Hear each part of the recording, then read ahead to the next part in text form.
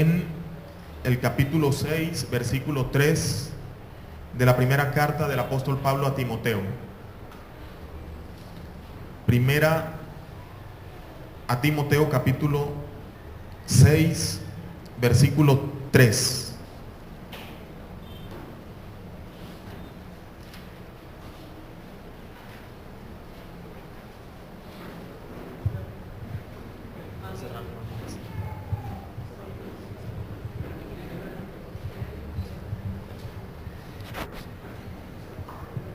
Primera carta de Pablo a Timoteo en el capítulo 6, versículo 3. ¿Lo tenemos? Muy bien, vamos a leerlo hasta el versículo 10. En el nombre del Padre, del Hijo y del Espíritu Santo. Si alguno enseña otra cosa y no se conforma a las sanas palabras de nuestro Señor Jesucristo y a la doctrina que es conforme a la piedad, está envanecido, nada sabe y delira acerca de cuestiones y contiendas de palabras, de las cuales nacen envidias, pleitos, blasfemias, malas sospechas, disputas necias de hombres corruptos de entendimiento y privados de la verdad, que toman la piedad como fuente de ganancia. Apártate de los tales. Pero gran ganancia es la piedad acompañada de contentamiento, porque nada hemos traído a este mundo y sin duda nada podremos sacar. Así que teniendo sustento y abrigo, estemos contentos con esto, porque los que quieren enriquecerse caen en tentación y lazo y en muchas codicias necias y dañosas que hunden a los hombres en destrucción y perdición, porque raíz de todos los males es el amor al dinero, el cual codiciando algunos se extraviaron de la fe y fueron traspasados de muchos dolores. Señor, en esta mañana estamos en tu presencia, agradecidos, Señor, muy agradecidos de que tu mano está levantada, Señor, sobre nuestras familias, de que tus ojos están fijos, Señor, en nuestros hogares, que tu presencia está con nosotros, en nosotros, y que tú, Señor, a través de tu palabra y por la iluminación de tu Espíritu Santo, nos permites volver a las Sagradas Escrituras, teniendo una conciencia, una reflexión, un entendimiento, una práctica y una proclamación de lo que es la familia cristiana, Señor. Por esa razón, una vez más delante de ti, ruego que tu Espíritu Santo nos asista, nos guíe, nos dirija y nos ilumines de tal modo, Señor, que encontremos aquí en tu palabra los principios para vivir, Señor, de la manera que agrada a ti, que honra tu nombre y que glorifica tu presencia en medio de nosotros. Oramos por todas las familias de esta iglesia, Señor, por las que están presentes hoy y por los que no han podido llegar. Oramos por cada situación familiar, Señor. Oramos en esta mañana de manera muy especial por la situación financiera, por la situación económica, Señor, de nuestras familias. Pedimos, Señor, que tú ayudes a cada hombre, a cada mujer, que de manera honesta esfuerza, Señor, sus manos para traer el sustento y el abrigo para los suyos. Ayúdanos a ser participantes de un mejor país, de una mejor nación. Ayúdanos a participar de manera activa, Señor, y construir nosotros y los hijos que nosotros entregaremos a esta sociedad. Construir un mejor país, un país más justo, un país más honesto, mientras esperamos el regreso, Señor, tuyo, porque sabemos que no para siempre estaremos aquí. Porque sabemos que nuestra esperanza no está en que estaremos para siempre en este mundo, en esta tierra. Pero sí, mientras estemos, queremos ser atalayas de la justicia. Queremos ser anunciadores de una alternativa social, de una dinámica y de un concepto distinto de familia, Señor.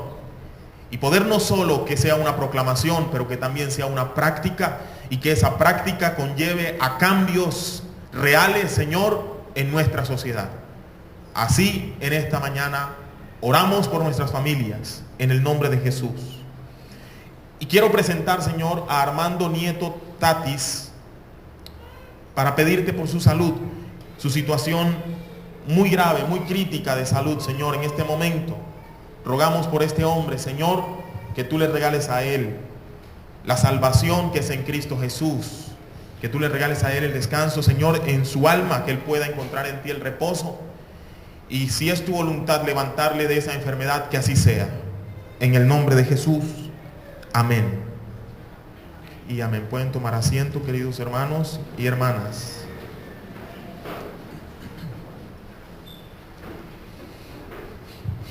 Este sábado a las 2 de la tarde, les recuerdo que los datos que tomamos el domingo pasado para comenzar a trabajar la iniciativa de convivencia pacífica en los hogares y en nuestros barrios, comienza este sábado a las 2 de la tarde. Tenemos nuestro primer encuentro, entonces todas las personas que están interesados, todas las familias que están interesadas en esta temática pueden asistir, y ya saben que pueden invitar a otras familias también, no importa que no asistan a la iglesia o que no profesen la fe cristiana evangélica. A las 2 de la tarde el sábado.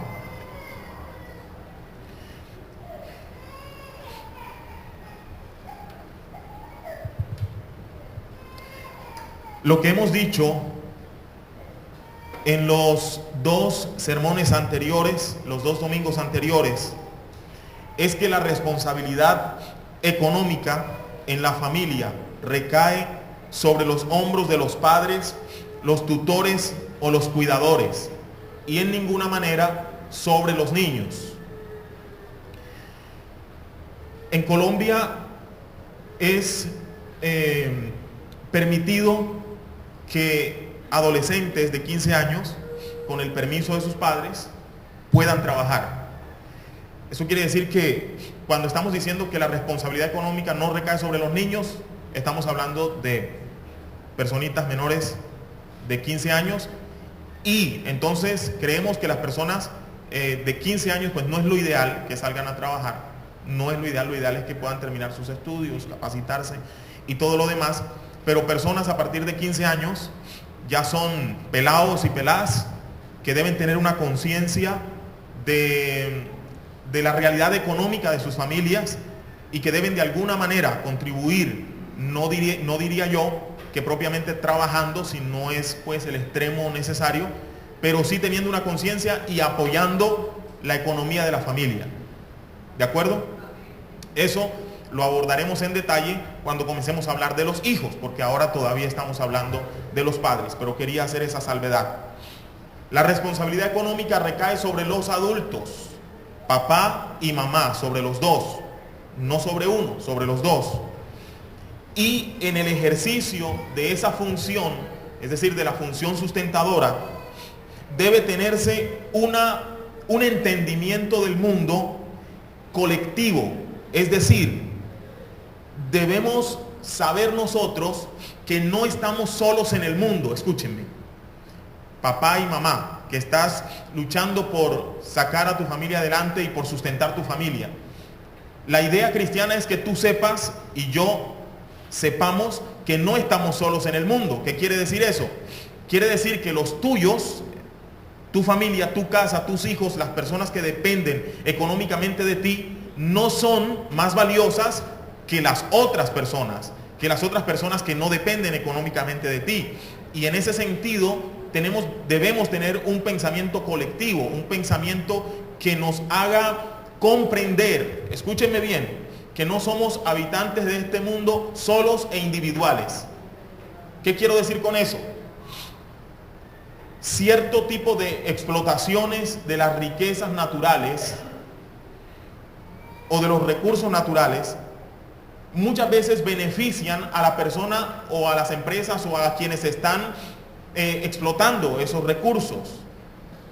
Pero si no tenemos la conciencia de que no estamos solos en este mundo, es muy probable que esa explotación se haga de una manera indiscriminada, como efectivamente ha sucedido, y que hoy nosotros seamos herederos de un mundo que está con dolores de parto. El mundo en el que nosotros vivimos, el recalentamiento, los terremotos, los tsunamis, toda esa cantidad de fenómenos, las sequías, toda esa cantidad de fenómenos que nosotros estamos viviendo hoy en el mundo, lo tenemos como una herencia de quienes nos han antecedido en este mundo. Porque el hombre ha vivido como en este mundo como si fuera único, y como cuando él se muere ya todo se acaba, y no entiende que vivimos en un mundo, en una casa en la que compartimos con otros. Entonces debe ser para nosotros los cristianos bien claro que no estamos en este mundo solo, y que cuando nosotros nos vayamos de aquí dejaremos un mundo como herencia a nuestros hijos, y nuestros hijos a los hijos de ellos. En fin, la idea es que aunque tenemos claro que tenemos que sustentar a los nuestros, también debemos tener claro que no estamos aquí solos, y que debemos de alguna manera cuidar los recursos que están en nuestro planeta. A eso me refería cuando hablaba de la orientación vocacional como un pecado, cuando no se le hace una orientación a los hijos, cuando no se les clarifica a los hijos que es cierto que necesitamos el dinero para vivir, pero no es justo conseguirlo de cualquier manera, a costa del perjuicio que hacemos sobre otras personas. Entonces eso es lo que hemos dicho en este par de domingos. Tal vez hoy puede parecernos un asunto que es muy difícil de parar, ese asunto de que las empresas más grandes del mundo son precisamente las que más destruyen nuestro planeta, y tal vez nosotros estamos aspirando a que nuestros hijos hagan parte de esas grandes empresas porque es el mundo que tenemos, y entonces en el mundo que tenemos queremos que nuestros hijos estén bien ubicados, y tal vez estamos desconociendo que muchas de esas empresas, de las grandes empresas del mundo, precisamente están destruyendo el mundo, y nosotros debemos sentarnos con nuestros hijos y por lo menos hacerles la claridad de que nosotros como cristianos tenemos responsabilidad, no solamente con los que hoy están aquí con nosotros en nuestra generación, sino con los que vendrán después de nosotros.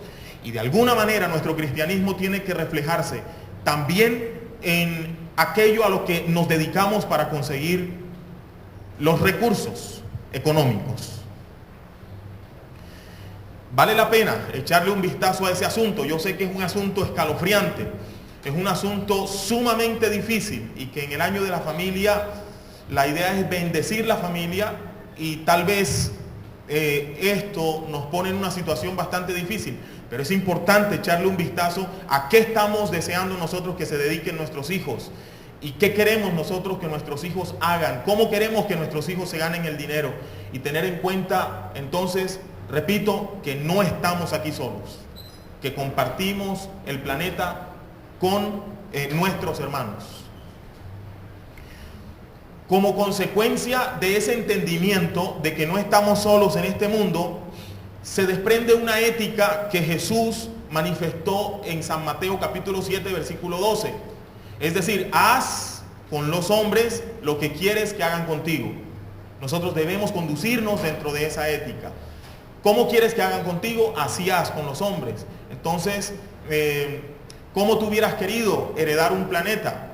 ¿Cómo tú hubieras querido, en qué condiciones hubieras querido tú nacer? Hoy, si nuestros antecesores no se hubieran desbocado en ese deseo animal por el dinero, y que en ese deseo animal y diabólico por el dinero han destruido nuestro planeta. Entonces, ¿cómo quisieras tú haber heredado un planeta? Pues así como tú quisieras haberlo heredado, vive para que los otros lo hereden. Esa debe ser nuestra ética. Siendo el valor fundamental dentro de esa ética la honestidad. Y eso fue lo que hablamos, o terminamos hablando el domingo pasado. Ahondamos un poquito en el asunto de la honestidad. Entonces, ya que se trata de bendecir a las familias, y yo sé que este asunto nos puede poner en ciertas condiciones o en ciertas situaciones difíciles. ¿De dónde me gano yo el dinero? ¿Cómo me gano yo el dinero? Nos puede poner en condiciones difíciles. Alguien puede llegar a la conclusión de que está ganando su dinero de manera injusta, de manera deshonesta, y que necesita hacer un alto, y que eso traiga consigo que ya no va a poder llevar la misma cantidad de dinero a la casa, y entonces eso nos pone en una situación difícil. Y de pronto, cuando hablamos de el año de la familia y de la bendición de la familia, estamos pensando en que Dios traiga mucho más, pero no estamos pensando en que tal vez haya que dejar un poquito de lo que ya tenemos porque está siendo deshonesto lo que estamos haciendo. Solamente para decirles que entiendo que el discurso puede tornarse en determinado momento un poco duro, pero es la palabra del Señor. En una sociedad injusta, en una sociedad desigual, en una sociedad donde a nadie le duele el pellejo ajeno, en una sociedad en donde hay poca solidaridad, en una sociedad en donde los gobiernos son unos logreros, es decir, están ahí para aprovechar cualquier oportunidad que tienen para enriquecerse más. No todos, pero no quiero decir ni siquiera la mayoría, pero algunos. En una sociedad así, y donde nosotros estamos siendo llamados a conducirnos con una ética clara de respeto por el otro, y de respeto no solamente por los que obran bien, sino de respeto también por los que obran mal. Estamos siendo llamados a vivir con una ética de respeto y con una ética de honestidad. Parece entonces que estamos en una clara desventaja.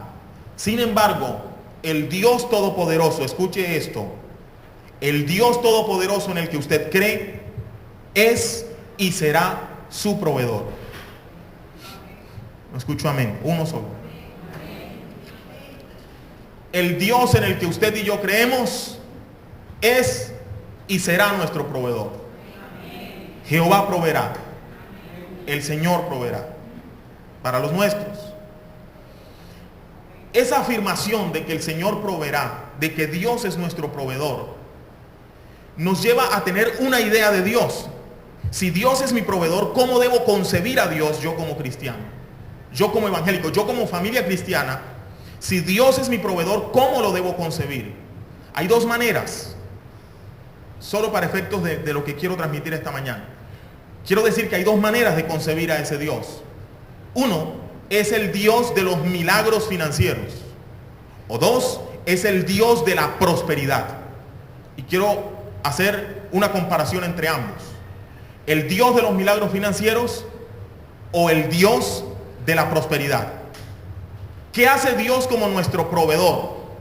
¿Hace milagros en nuestras finanzas o prospera nuestros esfuerzos? ¿Qué hace Dios? ¿Qué enseña la Biblia que hace Dios como nuestro proveedor respecto de nuestras finanzas? ¿Debemos sentarnos a esperar un milagro o debemos invocar el nombre de Dios para que prospere nuestros esfuerzos y nuestro trabajo? En la concepción del Dios de los milagros, el Dios de los milagros financieros, en esa concepción hay un mecanismo para lograr esos milagros.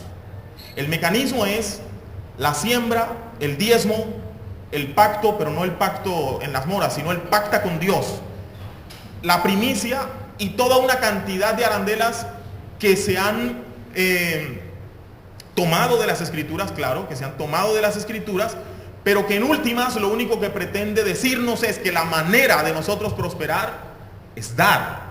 Que si nosotros utilizamos ese mecanismo, entonces nuestras familias serán prósperas, nuestras familias serán incluso ricas y nuestras familias serán cabeza y no cola, porque la Biblia dice que Dios es nuestro proveedor.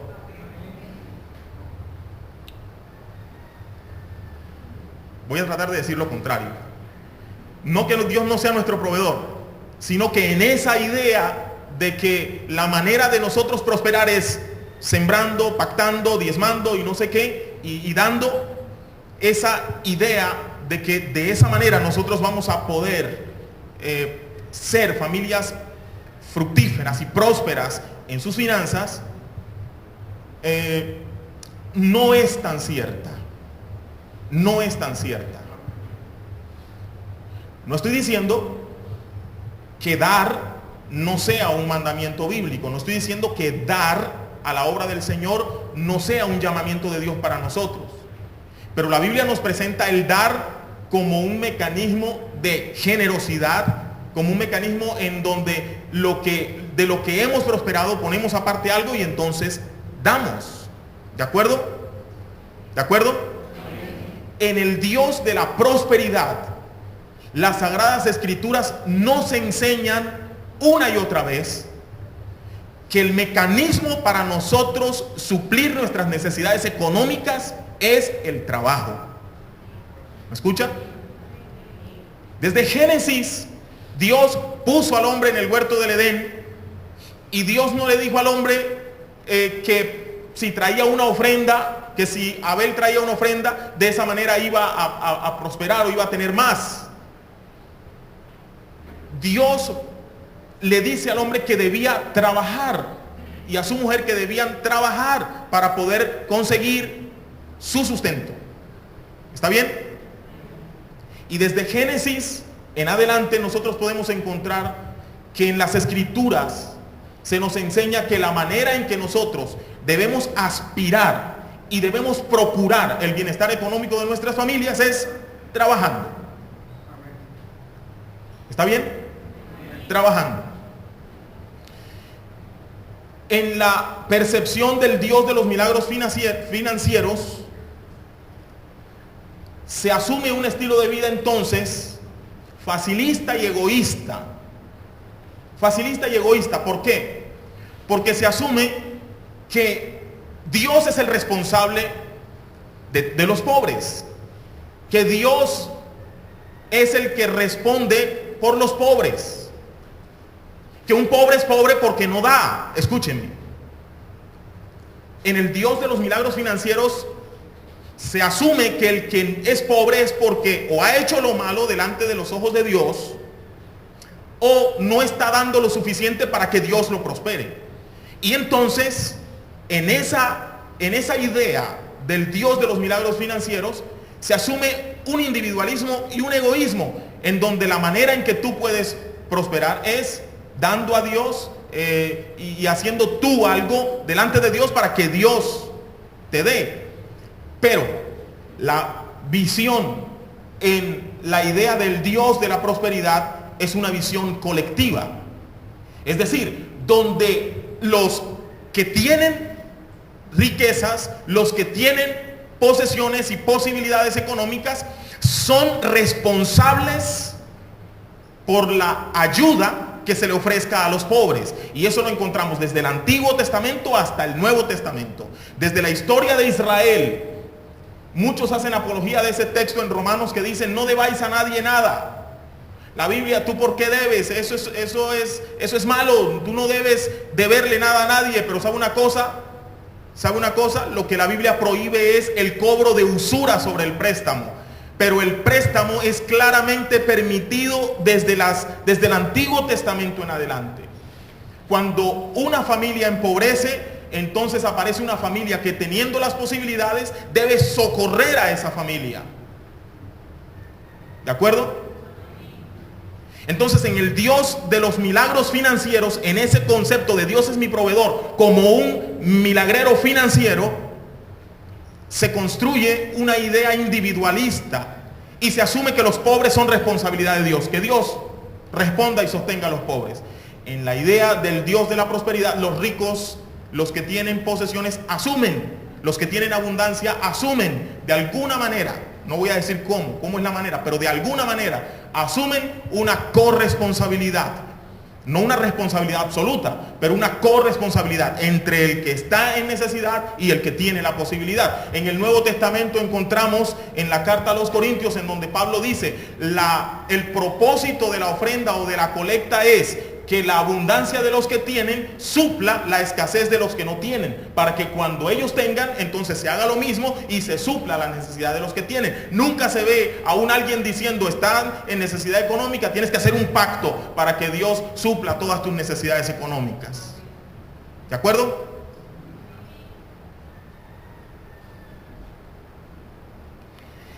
En el Dios de los milagros financieros, en esa percepción del Dios de los milagros financieros,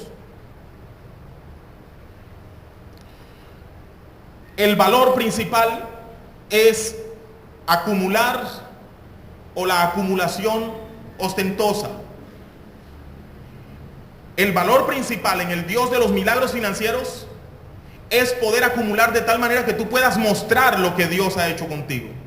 Y los mejores testimonios son, yo era así, pero ahora tengo todo porque Dios me dio todo. Entonces tú también puedes tener todo porque Dios ha prometido que es tu proveedor, y así como es mi proveedor, también es el tuyo y te puede dar todo.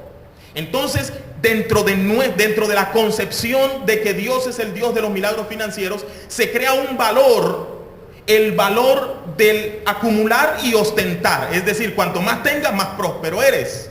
Cuanto más tengas, más bendecido estás por Dios. Y de una u otra manera se crea ese valor de que admiramos a quienes mucho tienen. Bueno, admiran los que viven en ese modelo, en esa idea de que Dios es un Dios de milagros financieros. Admirar, y lo más probable es que queramos imitar, y lo más probable es que oremos y querramos ser como ellos, los que ostentan, los que tienen mucho, los que Dios les ha dado todo, los que a los cuales Dios los ha llenado de 1000 favores.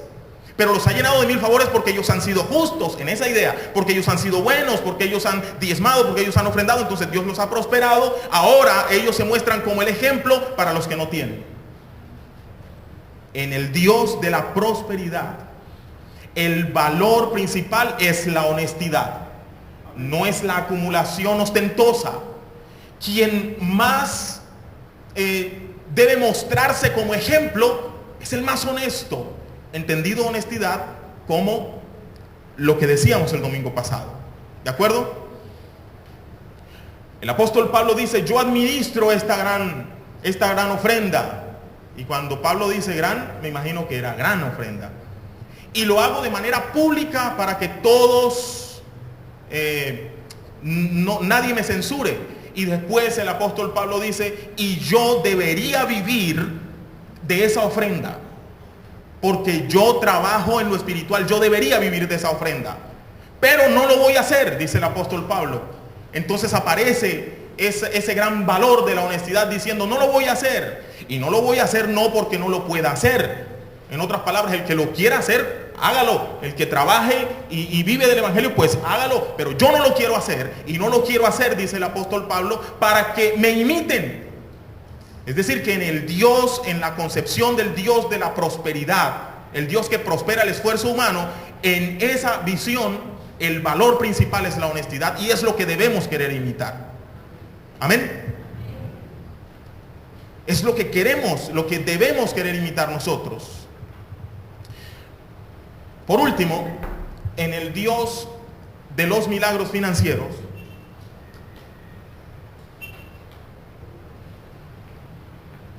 empieza a construirse y a sustentarse esa sociedad injusta, desigual, indolente y poco solidaria. En una sociedad, en un grupo humano, donde, escuche bien, en un grupo humano, donde el mecanismo para prosperar es el trabajo, donde la visión de la vida es colectiva, donde el valor principal es la honestidad, en un grupo humano así comienza a construirse una sociedad justa, una sociedad de igualdad, una sociedad con sensibilidad ante el dolor ajeno, una sociedad solidaria, que es lo que debe ser la iglesia del Señor. Argumentado de esa manera, está de más decirles que yo creo en el Dios de la prosperidad y no en el Dios de los milagros financieros. Un milagro financiero es algo que Dios haga de la nada. El Dios de la prosperidad es el Dios que espera un movimiento de parte tuya, un esfuerzo de parte tuya para soplar curso favorable sobre tu vida y sobre tu familia. Amén. Entonces, yo creo en el Dios de la prosperidad. Ahora sí, un mal entendimiento o un buen entendimiento de la función sustentadora, es decir, un depende donde tú te ubiques, un depende cómo tú concibas a Dios como tu proveedor, porque es innegable que Dios es nuestro proveedor. Pero dependiendo donde tú te ubiques, considerando eso, traerá sobre ti, escúchame bien, y sobre tu familia, traerá sobre ti y sobre los tuyos, traerá o ruina o prosperidad. ¿Me escucharon, hermanos? Traerá sobre ti ruina o prosperidad. El texto bíblico en la Biblia de Jerusalén, este mismo texto en la Biblia de Jerusalén, el que acabamos de leer, 1 Timoteo capítulo 6, en el versículo 9 dice: porque los que quieren enriquecerse caen en tentación y lazo, en muchas codicias necias y dañosas, que hunden a los hombres en ruina y perdición. Es decir, tan determinante es el entendimiento que la familia tenga de la economía, de las finanzas y de Dios como su proveedor. Tan determinante es que eso, escúcheme bien, espero ser claro, ojalá, escúcheme bien, su ruina o su prosperidad no depende de cuántos días de ayuno usted hace. Su ruina o su prosperidad, y estoy refiriéndome a la económica, depende de cómo usted entiende, concibe y vive la enseñanza, la doctrina que es conforme a la piedad. ¿Está bien, hermanos? ¿Está bien?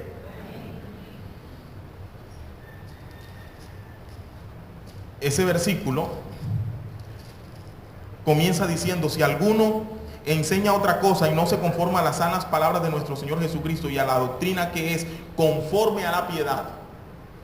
La doctrina nuestra debe ser conforme a la piedad. Un malentendimiento de las finanzas, un malentendimiento de la provisión de Dios puede llevar a tu familia a la destrucción, a la perdición, al fracaso, a la ruina o al éxito, a la prosperidad y a la bendición. ¿Quieren decir amén a eso, por favor?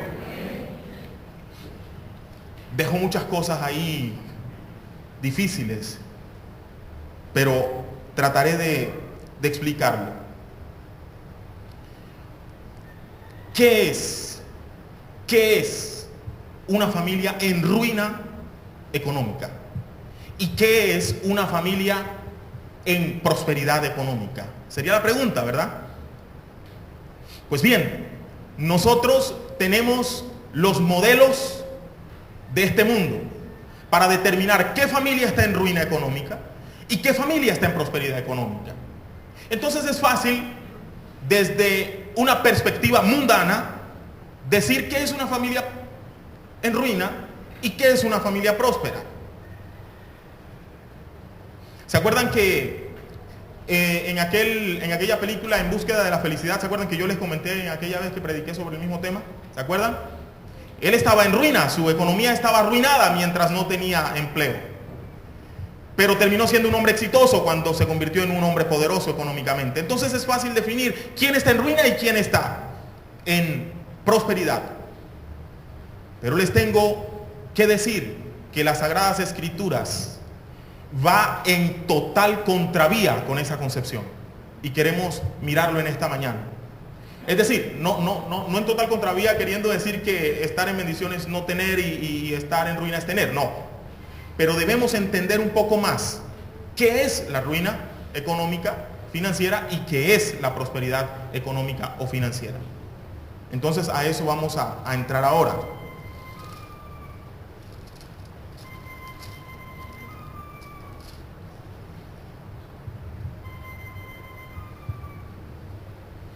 Versículo 5. Ya este es el grueso del mensaje y, digamos, lo práctico del mensaje. 6, 5. Está hablando de quienes no tienen una doctrina conforme a la piedad. Se encierran y se enfrascan en disputas necias de hombres corruptos de entendimiento y privados de la verdad, que toman la piedad como fuente de ganancia. Apártate de los tales. Versículo 6. Pero gran ganancia.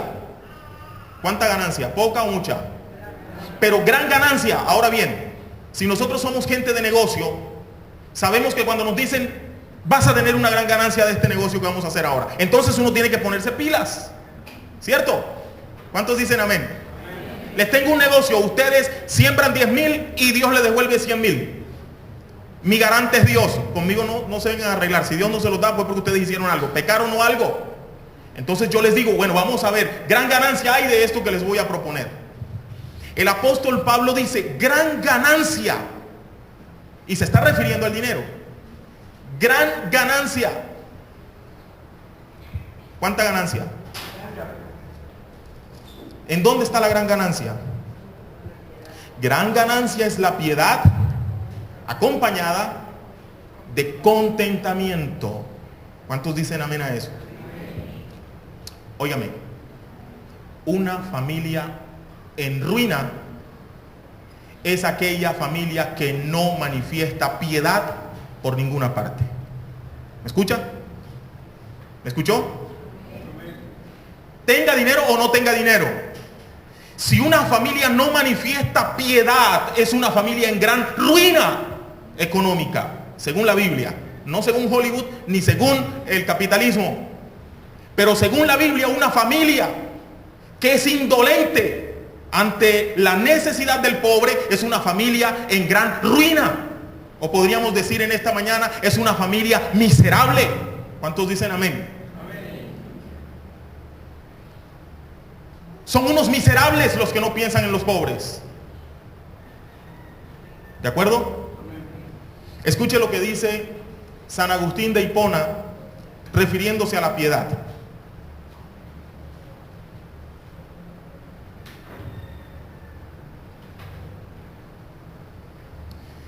El don de la piedad da a aquel que lo tiene un respeto amoroso hacia las sagradas escrituras, entienda o no su sentido. Le da un espíritu de hijo hacia los superiores, espíritu de padre hacia los inferiores, espíritu de hermano hacia los iguales, y entrañas de compasión por los que tienen necesidades y penas, y una tierna inclinación para socorrerlos. Eso es la piedad. La piedad es una tierna inclinación hacia el pobre. La piedad es mirar al pobre con ternura e inclinarse hacia él, no para sostenerlo, pero para socorrerlo. ¿Cuántos dicen amén a eso? Así que una familia próspera, ¿sabe cuál es?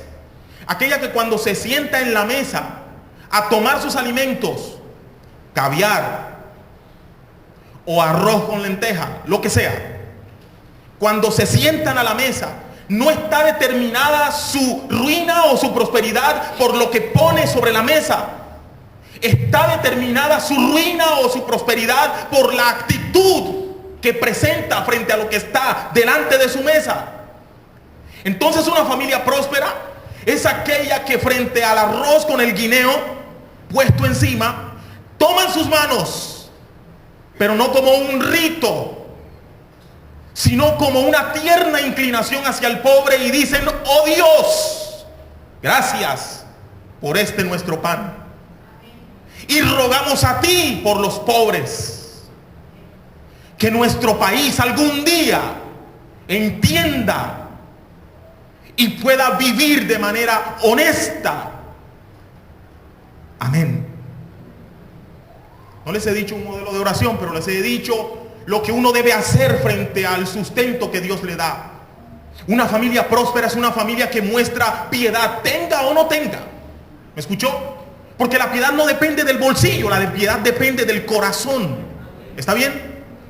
En alguna ocasión el apóstol Pablo iba recogiendo ofrenda por todas las iglesias y llegó a una iglesia donde los pobres hermanos no tenían nada. No tenían nada. Tenían muy poco. Y el apóstol Pablo, por el contexto, parece que les dijo: hermanos, ustedes no den, tranquilos. Ustedes no den. Quédense quietos. Con ustedes no hay problema, ustedes no tienen. Y dice el apóstol Pablo que ellos le rogaron, le lloraron y le dijeron: Pablo, déjanos participar de este ministerio, queremos dar. Y el apóstol Pablo dice: de su profunda pobreza abundaron en dádivas para nosotros. ¿Usted cree que esa gente es gente arruinada económicamente o usted cree que esa gente es gente próspera? ¿Qué me dice usted? ¿Es gente arruinada o es gente próspera esa que hizo eso? Porque la prosperidad está determinada por el corazón que tenemos, por la piedad que está en el corazón. Entonces usted, cuando se siente con el pan delante de sus hijos, no se arrugue por el hecho de que solamente es arroz. Usted tome las manos de sus hijos y dígale cómo fue que llegó ese arroz ahí. Dígale que ese arroz llegó ahí de manera honesta. Y dígale que ustedes van ahora a orar por los que no tienen ni siquiera ese arroz. ¿Cuántos dicen amén a eso? Porque la prosperidad está en la piedad. Una familia próspera es una familia piadosa. Una familia que busca ocasión para dar. ¿De dónde? No tienen, pero buscan ocasión para dar. Eso es prosperidad bíblica. Amén. Prosperidad bíblica no son los que dan de lo que les sobra. El Señor Jesús dijo: todos ellos dieron de lo que les sobraba. Esa mujer dio todo lo que tenía. De cierto les digo, ella dio más que todos estos. Porque es la prosperidad dependiente de la piedad y no únicamente del dinero. ¿Está bien? Piedad. Y 2, contentamiento. ¿Sabe qué es una familia en ruina? Una familia en ruina es una familia que no está conforme con nada. Nada le satisface. Otra vez arroz, carne, tajada, ensalada, jugo, sopa, costilla, postre, otra vez. Porque uno que no tiene en el corazón contentamiento no se contenta con nada. El que no se contenta con la presencia de Dios en su vida no se contenta con nada. ¿Me escucha? Una familia en ruina es esa familia que no se contentan con nada. Esta casita, pastor, y esa quejadera de todo el tiempo. Usted conoce esos cristianos que solo es queja y queja y queja y queja y queja. Eso es ruina. Eso es ruina. Pero conozco gente que tienen facilidades y se quejan de lo que yo no tengo todavía. Y uno dice: ojalá yo tuviera eso. ¿Qué es el no contentamiento? Cuando los hijos se sientan a la mesa y miran la comida y hacen: es una familia en ruina. Porque no han podido enseñar a sus hijos que ese es el pan que Dios ha traído de manera honesta a sus casas. Cuando el pobre viejo llega y le da la quincena a la mujer dice: eso no alcanza para nada. Pero resulta que él ha trabajado con honestidad y ha traído todo a la casa. Ahora, si se quedó tomando una cerveza por allá, dígale eso. Pero si trajo todo, gloria a Dios. Es la familia que no se contenta con nada, porque la ropa en diciembre tiene que ser nueva: el 7, el 8, el 24, el 25, el 31 y el 1. Ay, y me voy a poner primero la misma ropa del 31. Ropa del año pasado. Es ese que siempre está deseando y codiciando más. Ese que no se contenta con lo que tiene. ¿Me escucha? No me vaya a entender en ninguna manera contentamiento como conformismo. No me lo vaya a entender de esa manera. No se trata de conformismo. Se trata de estar contento para ir a buscar lo que nos hace falta. No se trata de salir amargado a buscar lo que nos hace falta. Amén. La gente está en la calle amargada, tratando de conseguir lo que no tienen. Hoy me tocó irme sin desayuno, me tocó irme a pie, el perro me mordió, me pringó el carro y llegué, mejor dicho. Pero si usted sale esta mañana sin desayuno, pero toma a su esposa de sus manos, ya prediqué el domingo pasado acerca de los pecados contra la finanza, ¿verdad? Entonces, si usted se va sin desayuno por algún pecado contra la finanza, no sé qué tanto poder tenga la oración. Pero vamos a asumir que vamos avanzando. Y vamos a asumir que tenemos claros los pecados contra la finanza, los hemos corregido y ahora, aún así, tenemos necesidades. Y tal vez más que antes. Entonces usted se toma de las manos de su esposa y su esposa lo bendice y dan gracias a Dios y usted sale a trabajar contento. Eso es imposible, pastor. Solo dice usted porque usted nunca se ha ido a trabajar sin desayuno. Es imposible. ¿Alguna vez usted le ha tocado mandar a sus hijos con los zapatos rotos al colegio? ¿Qué contento voy a estar yo con eso?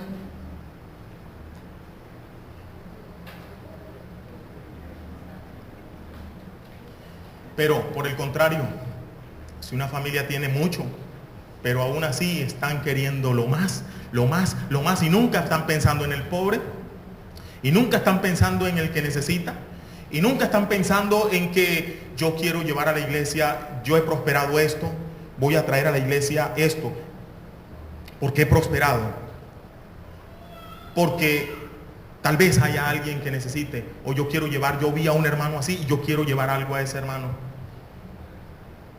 Eso es prosperidad. Amén. Pero el que tiene y quiere más y quiere más y quiere más y quiere más, es el más arruinado de todos los hombres y de todas las mujeres. ¿Me escucha? El que nunca se satisface con lo que tiene es el más arruinado de todos. ¿Estamos de acuerdo? Según las Escrituras, según la Biblia.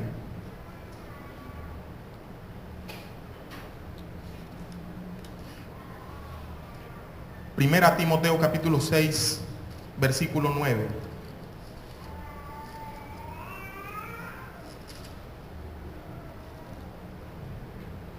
Ya el texto lo leímos, porque los que quieren enriquecerse caen en tentación y lazo del diablo. Entonces, una familia próspera es aquella que tiene piedad y contentamiento. Ahora te pregunto, ¿en tu casa hay piedad y contentamiento? Te pregunto, ¿en tu familia hay piedad y contentamiento? ¿O tus hijos todavía se quejan de todo? Si tus hijos todavía se quejan de todo, hay mucho por hacer. Hay mucho por trabajar para llevarnos a ser una familia próspera. Amén.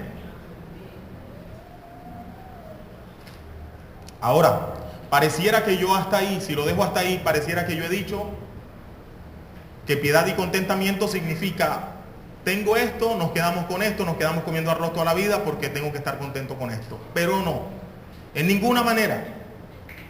Una familia próspera es aquella que trabaja sosegadamente. Segunda Tesalonicenses capítulo 3 versículo 8. Segunda Tesalonicenses 3:8 dice, ni comimos de balde el pan de nadie, sino que trabajamos con afán y fatiga día y noche para no ser gravoso a ninguno de vosotros. Amén. Míreme esta ecuación sencilla. Si usted es una persona que piensa en el pobre, y si usted tiene un pensamiento y un corazón contento con lo que tiene, ¿no será que usted puede rendir más en su vida laboral? ¿No será que usted tendrá más lúcidas ideas de cómo prosperar en su vida financiera? ¿Qué cree usted? Entonces, una vez tú has entendido que la piedad y el contentamiento no proceden de la cantidad de dinero que tengo, sino del espíritu que me ha sido dado, y una vez comienzo a experimentar, no fruto del dinero que tengo, sino del espíritu que tengo, la piedad y el contentamiento, una vez comienzo a experimentar eso, entonces mi trabajo debe ser sosegado. ¿Qué significa trabajar sosegadamente? Significa trabajar al máximo de tus capacidades. Contentamiento no significa que tú entonces, ahora como estás contento, Y si la barriga se llenó, más contento todavía. Entonces dicen por ahí, es una cosa que dicen por ahí, yo he escuchado y yo repito, que en nuestra cultura los que viven, los que viven del diario, salen a trabajar, el diario es 20,000 pesos. Si no han conseguido los 20,000 pesos a las 12 de la noche, siguen trabajando para conseguir los 20,000 pesos. Pero si al día siguiente consiguieron los 20,000 pesos a las 9 de la mañana, se van para la casa a descansar, porque ya consiguieron el diario. Pero trabajar sosegadamente significa trabajar al máximo de tus capacidades. ¿Quieren decir amén a eso? Amén. ¿Cuál es el máximo de tus capacidades? Eso también hay que entenderlo. ¿Cuál es el máximo de las capacidades de un ser humano? Las capacidades de un ser humano están determinadas por sus habilidades y por los recursos que posee. ¿De acuerdo? Capacidad, habilidades más recursos. Esas son tus capacidades. ¿De acuerdo, queridos hermanos? Entonces, una familia próspera es aquella que trabaja sosegadamente. Una familia que no trabaja, que no se esfuerza sosegadamente, no hay prosperidad allí. Y todavía no estoy hablando de cantidad de dinero que haya en la cuenta o que haya en la mesa. ¿De acuerdo? Note que la prosperidad bíblica poco tiene que ver con la cantidad de dinero que tengamos. Poco. Número 1, sea piadoso y construya piedad en su familia. Número 2, tenga contentamiento. Número 3, esfuércese al máximo de sus capacidades. Usted nunca, Dios nunca, me voy a atrever a decir esto, Dios nunca, el Dios de la prosperidad, dará más allá de los esfuerzos que tú hagas. ¿Está bien? Yo tengo 38 años, cumplo ahorita. Me convertí hace como, ya lo he dicho tantas veces que se me olvidó, como 20 años. 20. Y tengo 20 años de estar orando por una herencia. Ay Dios, si algún día que me llegue una herencia por alguna parte, que me llegue una herencia. Ay Dios, que me aparezca que me llamen de una parte, que me gane el baloto sin comprarlo. Que me llamen de alguna parte. Dios, dame plata porque cuando yo tenga yo voy a dar. ¿Y sabe qué pasó? Me mandaron un correo electrónico. Usted se ha ganado no sé qué cantidad de dinero. Dios mío, casi se me para el corazón. Una broma en internet. Una broma. Y hoy puedo decirles, ¿fuiste tú que me lo mandó? ¿Entonces por qué te ríes?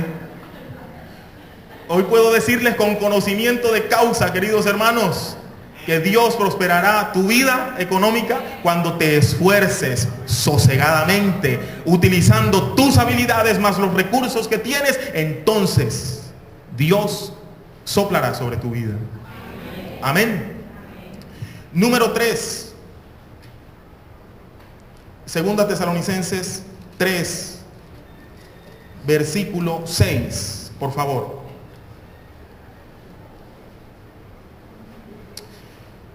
¿Qué dice? Segunda Timoteo 3:6. Pero ordenamos, hermanos, en el nombre de nuestro Señor Jesucristo, que os apartéis de todo hermano que ande desordenadamente y no según las enseñanzas que recibisteis de nosotros. Ojo, que este es el más difícil. Número 3. Aléjese de los negligentes. Es número 4. Aléjese de los negligentes. Nada que se pegue más que la negligencia. Se pega como la gripa. La gripa, le tosen en la cara, ya se le pegó la gripa a usted. Al día siguiente el dolor en la garganta, ¿verdad? Hay gente que tose negligencia. ¿Sí sabe? Le tose en la cara negligencia. ¿Y qué, cómo va la vida? Mal, aquí, mal. Aquí. ¿Y qué vas a hacer qué vamos a hacer para poder superar? No. Aquí, sentado en la terraza. Ah, pues. ¿Te vas tú de ahí para la casa?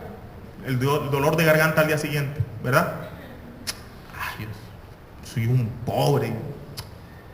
Ay, me voy a quedar en la casa, me voy a cenar. Aléjese de los negligentes.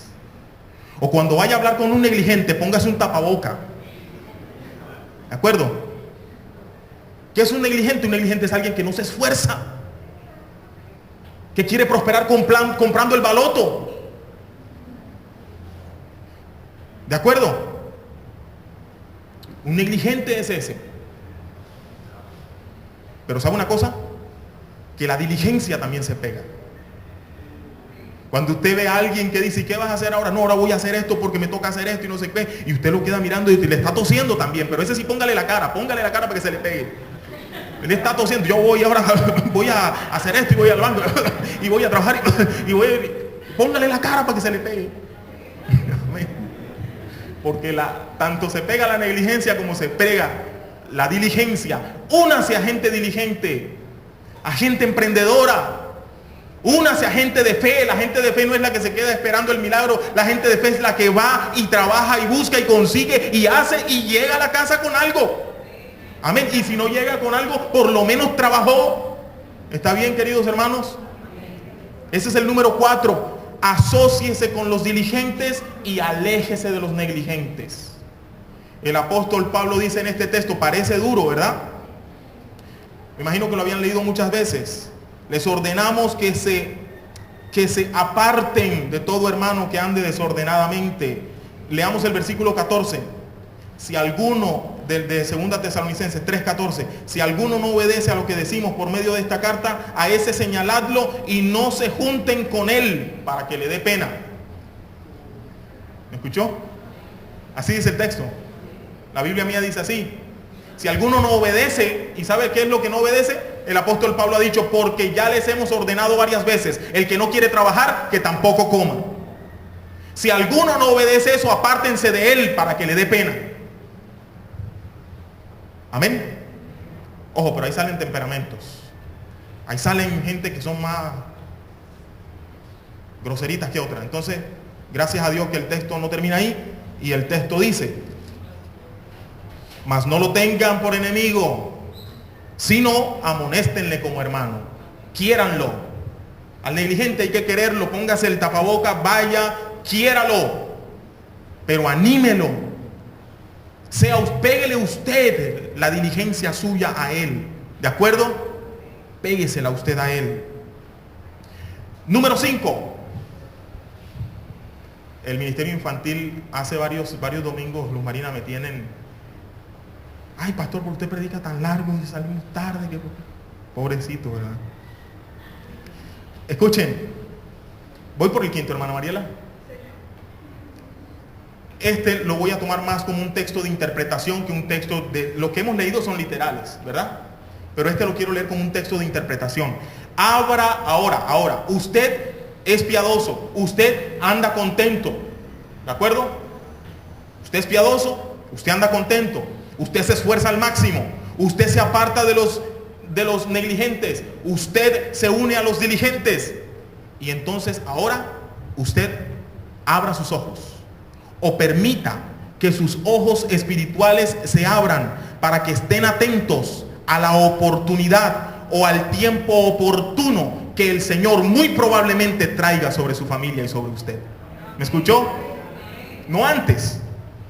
No antes. Ahora que usted ha comprobado piedad, contentamiento, trabajo sosegado, alejándose de los negligentes y acercándose a los diligentes. Ahora, abra sus ojos. O permita que Dios abra sus ojos. ¿Se acuerdan de Agar e Ismael? Agar, la sierva de Sara. Un día, Abraham no podía tener hijos. Y su esposa le dijo, llégate a la sierva y ten hijos con ella, porque yo no te voy a poder dar hijos. Se acercó, tuvieron un hijo, le llamaron Ismael. Pero después, Sara también concibió y tuvo ¿a quién? A Isaac. Un día Sara vio a Ismael y a Isaac jugando y a Sara no le gustó. No, espere, un momentito. ¿Así es? Sí, así es. Y entonces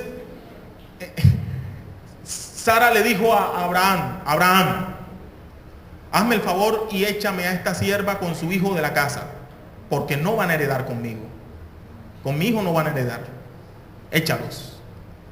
Dice el texto que a Abraham le pareció malo, pero dice el texto que Dios le dijo a Abraham, no temas echar a Agar con el niño, porque yo, dice Dios, haré de él una nación grande también, por cuanto es tu hijo, por cuanto es tu descendencia. Abraham le da como que un poquito de comida, le da agua y le monta al muchacho en los hombros a Agar y le dice, atraviesa, mira, tú te metes por aquí derecho, atraviesas todo este desierto y allá consigues algo. Y Agar se va con el muchachito en los hombros, atravesando el desierto. No midieron bien la cantidad de agua, se les acabó el agua a mitad del camino. Entonces el niño comenzó a desfallecer de sed y Agar lo puso debajo de un arbolito y ella se fue como a un tiro de piedra o de flecha, creo. Se fue lejos y se sentó allá. ¿Saben por qué? Porque ella dijo, no veré morir a mi hijo. Me duele verlo morir. Entonces el muchachito abrió los ojos en su angustia, se dio cuenta que estaba solo y lloró. Y dice la escritura que Dios oyó desde los cielos el llanto del muchachito. Y Dios le dijo a Agar, Agar, ¿qué tienes tú? ¿Qué pasa? Y ella le dice, bueno, no tenemos agua. Y Dios le dice, toma al muchacho y levántalo en tus manos. Tómalo y levántalo, porque yo haré de él una nación grande. Agar va donde está el muchacho, lo toma, lo levanta. ¿Y sabe qué dice el texto siguiente? ¿Sabe qué dice? Entonces Dios abrió los ojos de Agar y vio una fuente de agua. ¿Dónde estaba la fuente de agua? Donde estaba el niño llorando, cerquita. Amén. Dios hizo aparecer una fuente de agua, no dice. Dice, Dios abrió sus ojos y pudo ver la fuente de agua. Hermano y hermana, familias del pacto en las moras, hagan todo lo anterior y en algún momento Dios abrirá sus ojos y podrán ver la fuente de agua, que muy probablemente está más cerca de lo que ustedes creen. ¿Cuántos dicen amén a eso? Amén. Pero cuando no hacemos lo anterior, muy probablemente nuestros ojos se cierran ante las fuentes de agua que Dios ha provisto para nosotros, porque Él es nuestro proveedor. Amén, mis queridos hermanos. Y finalmente, ore y espere la intervención sobrenatural de Dios sobre su familia. ¿Cuántos quieren decir amén a esa palabra? No le he invitado a orar antes, pero ahora que usted tiene bien claro este asunto, ore y espere. Yo no digo un milagro, pero la herencia puede llegar. Yo seguiré esperando mi herencia hasta cuando sea. Claro, yo trataré de ser diligente y trataré de hacer todo lo anterior. Y si por ahí Dios le place traerme una herencia, cuente que yo la voy a coger. Yo no la voy a rechazar. Amén, hermanos y hermanas. ¿Quién ha dicho que no puede haber un algo por ahí para usted? ¿Quién ha dicho? ¿Cuántos testimonios no hay? ¿Cuántos testimonios no hay del que llegó y le dijo, te voy a regalar una casa? Aunque usted no crea que eso es fácil, te voy a regalar una casa. A mí, sí, a ti, toma. Me cuentan de bueno, muchos testimonios, ustedes sabrán más que yo. Un pastor que el día de su cumpleaños, una familia le regaló un carro. Yo cumplo el 18 de abril, el otro viernes. Y así, mucha gente. Amén. ¿Qué? ¿Vas a hacer una ofrenda, padre? ¿Con cuánto vas tú? Amén, hermanos. ¿Cuántos dicen amén? Amén. Termino, hermanos, y quiero orar por sus familias. Hermanos y hermanas, piedad, contentamiento, trabajo sosegado, apártese de los negligentes, Únase a los diligentes, abra sus ojos espirituales y espere el soplo de Dios sobre su vida. Amén. Pero no cuando llegue el dinero usted será próspero. Usted es próspero desde el mismo momento en que el Espíritu de Dios mora en usted y le da piedad y contentamiento. Amén. Quiero orar por sus familias brevemente, muy brevemente.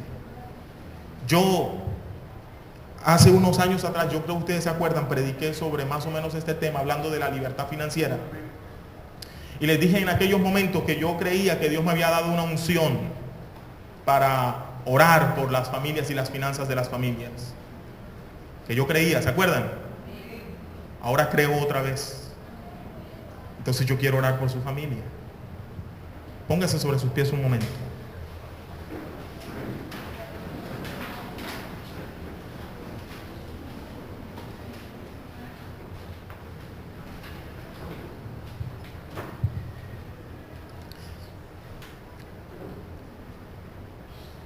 Póngale fe a la palabra del Señor. No crea en visiones fantasiosas por ahí. No se deje engañar con promesas falsas por ahí de cuántas cosas se inventan como ganancia, tomando la piedad como fuente de ganancia. No te dejes engañar, pero cree en la palabra del Señor. Y la palabra del Señor dice que la piedad y el contentamiento son gran ganancia.